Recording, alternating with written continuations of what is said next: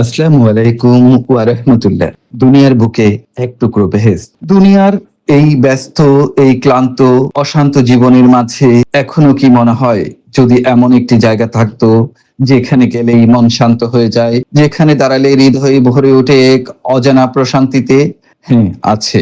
এই দুনিয়ার বুকেই আছে এমন এক পবিত্র স্থান যার নাম রিয়াজুল জান্নাহ বা রিয়াজুল জান্নাত। এক টুকরো ভেস্ট যেন পৃথিবীর বুকে আল্লাহর বিশেষ এক নিয়ামত। মদিনার পবিত্র ভূমিতে মসজিদে নববীর অন্তরে রাসূল সাল্লাল্লাহু আলাইহি ওয়াসাল্লামের হুজরা মোবারক থেকে তার মিম্বর পর্যন্ত যে স্থানটুকু, সেই জায়গাটিকেই বলা হয় মহিমান্বিত রিয়াজুল জান্নাত। মাত্র ২২ মিটার দৈর্ঘ্য, ১৫ মিটার প্রস্থ, কিন্তু এর মাহাত্ম্য সীমাহীন।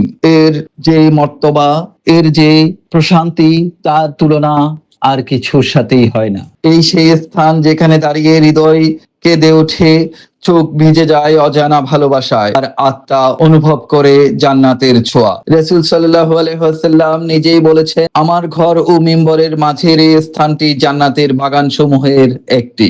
ভাবা যায় যে স্থানে আপনি নামাজ পড়ছেন তা কিয়ামতের পর জান্নাতের অংশ হয়ে যাবে। এই পবিত্র ভূমিতে রয়েছে সাহাবায়ে কেরামের অমলিন স্মৃতি, এক পাশে সাহাবায়ে সুফফার সেই স্থান।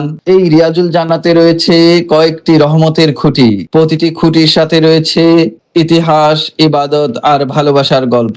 তওবার খুঁটি, আয়েশা রাদিয়াল্লাহু এর খুঁটি, আরো কত স্মৃতি, কত বরকত। এ যেন শুধু একটি স্থান নয়, এ এক অনুভূতি, একটি ইমানের স্পর্শ, একটি জান্নাতি সুবাস।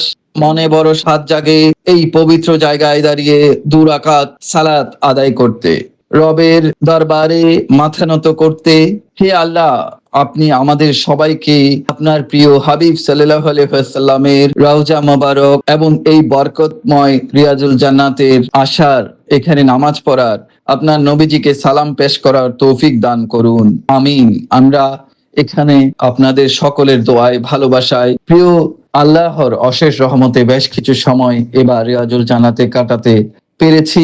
এরপর এখানে যে আপনাদের জন্য এই ভিডিওটি করার সৌভাগ্য হয়েছে, ছবি তোলার সৌভাগ্য হয়েছে, সবাই আমাদের জন্য দোয়া করবেন, একে অপরের জন্য দোয়া করবেন। আল্লাহ আমাদের সবাইকে এখানে আসার, এখানে নামাজ আদায় করার তৌফিক দান করুন। আমিন। أعوذ بالله من الشيطان الرجيم.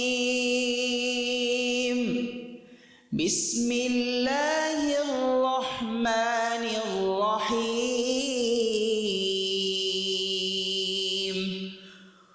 والشمس وضحاها والقمر إذا تلاها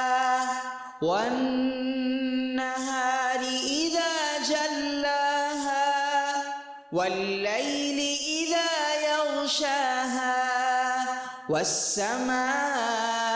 والسماء وما بناها والأرض وما طحاها ونفس وما سواها فألهمها فجورها وتقواها قد أفلح من